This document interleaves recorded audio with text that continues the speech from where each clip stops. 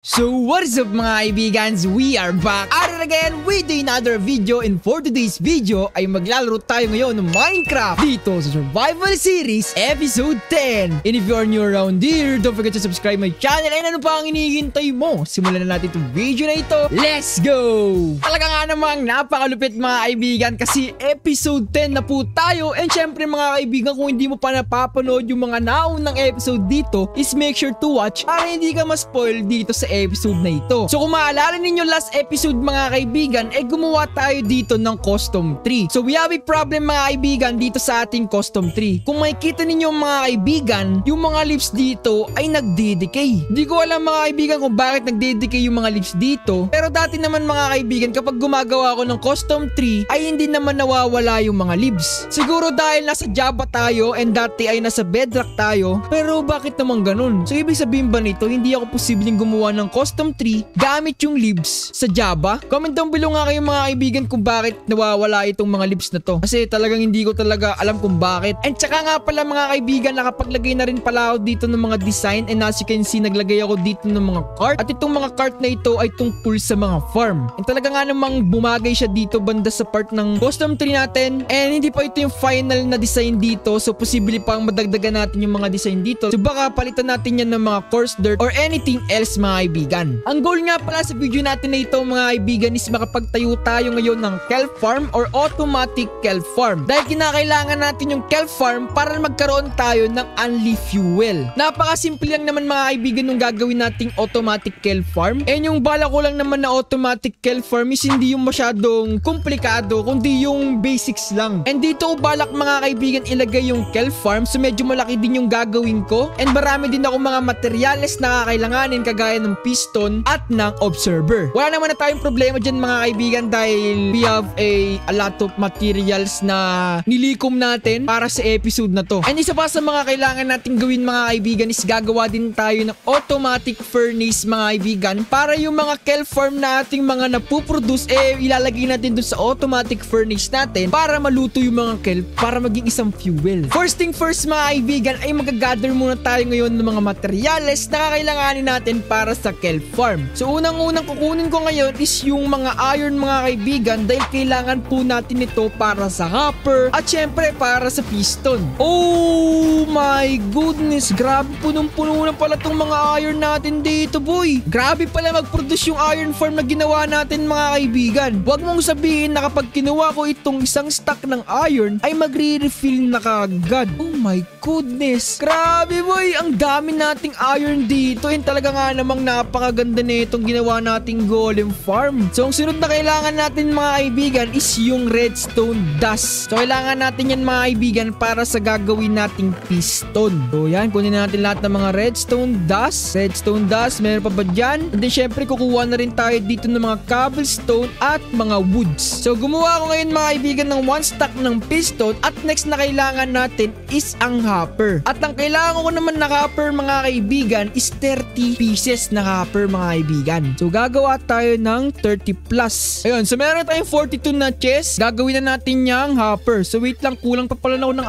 iron. So gagawa pa tayo ng maraming hopper mga kaibigan. So siguro enough na tong 38 na hopper. And next na kailangan natin is yung observer mga kaibigan. Dahil yun yung kailangan talaga natin para mapagana natin itong farm na ito. So kulang tayo ng mga stone. Okay, kuha tayo ng mga stone dito. So gagawa tayo ng 64 na observer. Teka lang, kulang pa. Kailangan pa natin ng maraming stone dito. So yan, alright mga kaibigan, meron na tayo ngayon ditong mga materyales. And ang kulang na lang natin mga kaibigan is yung mga building blocks. So wala naman na tayong problema doon dahil marami naman ako dito mga building blocks kagaya na itong mga spruce. And hopefully mga kaibigan ay magkasya ito para sa gagawin nating project. So tara na mga kaibigan at simulan na ang ating gagawin na kelp farm. So first thing first mga kaibigan, maglalagay ako dito ng isang hilera ng 30 blocks. So nakapaglagay na tayo ngayon mga kaibigan ng 32 blocks. Tapos maglalagay tayo dito ng isa pang 32 blocks. And then maglalagay tayo dito sa taas ng isa pang block kung saan ay ilalagay natin yung piston.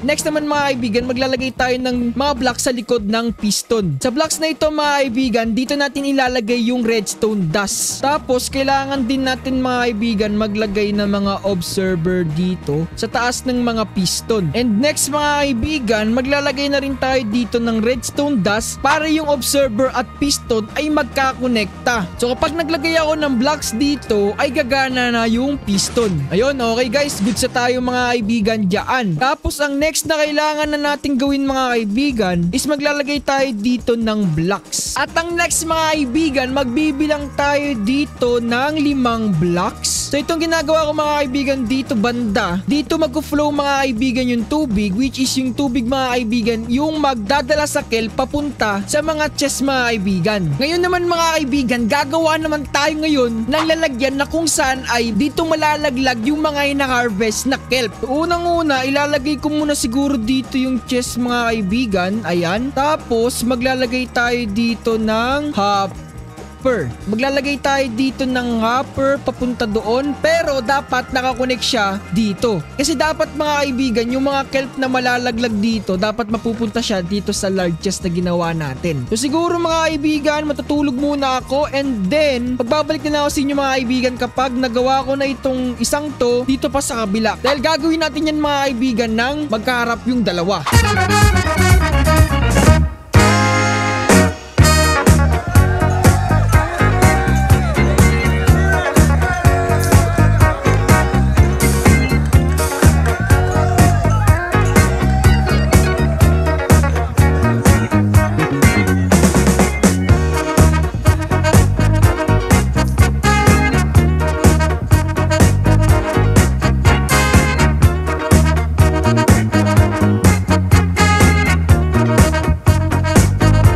Kailangan ko nalang kunin ngayon is ang kelp kasi ilalagay na po natin siya doon sa ating automatic na kelp farm. So bababa tayo dito sa pinakababa. Alright mga kaibigan, very nice. Kala ko naman kailangan pa natin ng mga tools para makuha itong mga kelp, pero hindi. Pwede natin siya makuha kahit hindi na tayo gumamit ng mga tools. Alright, akin na yung mga kelp na yan. Akin na yan, bigyan nyo na sa akin yan. Alright, so meron na tayo ngayong 2 stack ng kelp and that is pretty nice mga kaibigan. Lalagay natin dito yung mga kelp. Bilis habang wala pang bubble. Alright, nalagyan na natin ng kelp mga kaibigan. That is pretty nice ha. Wait lang. May nakalimutan ako. Kailangan ko tanggalin to. Tapos lalagyan din natin sa kabila ng kelp mga kaibigan. So nailagay ko na mga kaibigan yung mga kelp dito sa ginawa nating automatic kelp farm. So meaning mga kaibigan, mag-function na po ito. And hopefully, makakuha tayo dito ng sobrang daming kelp para sa ating fuel.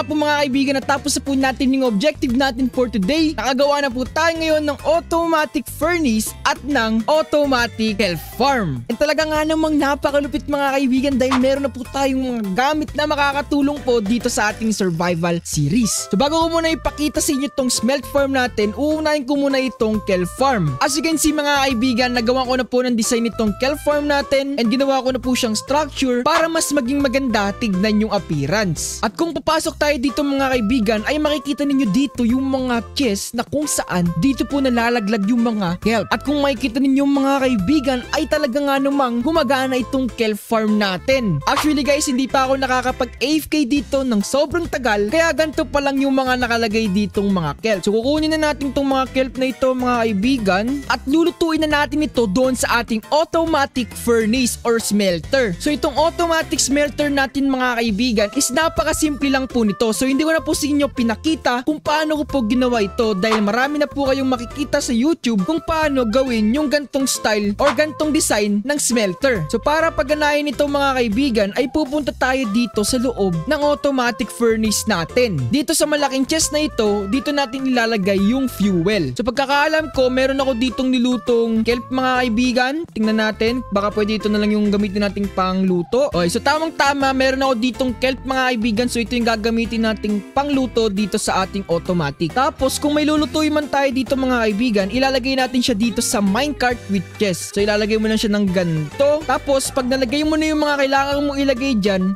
on mo na itong lever. So kapag inon ko na to, ay magsisimula ng mag-distribute ng mga coal pati ng mga kelp. So wait lang, bakit hindi nag-distribute? Teka lang, ba't hindi nag-distribute? Mukhang hindi yata yung lutong kelp yung gagamitin, which is dapat pala yung block ng kelp. My goodness, teka nga lang, parang mali ata yung pinagagawa ko mga kaibigan. Okay, so yung mga kelp mga kaibigan, hindi siya pumapasok dito. So ibig sabihin, kailangan pa pala natin siyang gawing block. Ngayon ko lang nalaman na bawal palang gamiting fuel yung dried kelp. Kailangan pala dapat yung dried kelp block. So gagamitin ko na lang mga kaibigan yung mga wood. So kapag inopen ko na to, sigurado naman ako nagagana na. Ayan, alright mga kaibigan, gumagana na po ang ating automatic smelter. So as you can see mga kaibigan, nakakapagluto na po tayo dito ng mga dried kelp. Very nice. Meron ako natuklasan mga kaibigan sa villager dahil pwede daw makapag-trade ng iron para sa emerald. So ibig sabihin mga kaibigan, pwede natin gamitin itong mga iron na ito para ipang-trade sa emerald boy. So hindi na tayo masyadong matatambakan dito ng mga iron kasi magagamit na natin yan boy. So kailangan ko kasi talaga ngayon mga kaibigan ng emerald. Syempre kailangan natin sa enchantment, kailangan natin sa mga armor, sa mga tools para hindi na tayo masyadong mahihirapan pa. So kung makikita ninyong mga kaibigan, meron na po tayo ditong dalawang toolsmith. And don't worry mga kaibigan, dahil napamaster na po natin yung mga level ng mga villager dito. So kung makikita nyo mga kaibigan, kapag nag-scroll down ako dito, makikita nyo na meron na po tayo ditong mga pwedeng i-trade na emerald para sa mga diamond tools. Same lang din dito sa isa pang mga villager mga kaibigan. And meron pa mga kaibigan na mapapadili yung buhay natin dahil meron na po tayo ditong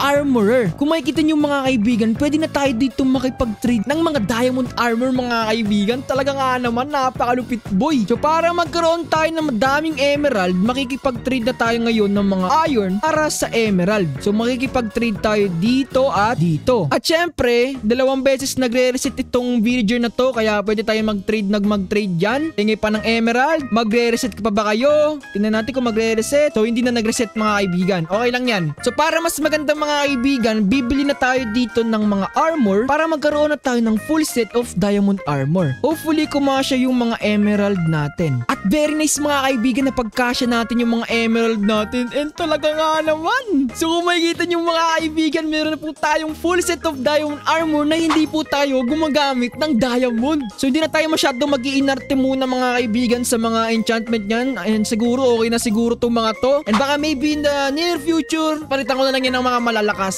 na mga enchantment. So siguro mga kaibigan, dito ko na po tatapusin itong video na ito. Maraming salamat po sa panonood at sana gusto nyo itong video na ito. Huwag niyo po kakalimutan pindutin na like dyan and syempre mag-subscribe ka na dito. So ilangan po sa araw na ito, alam!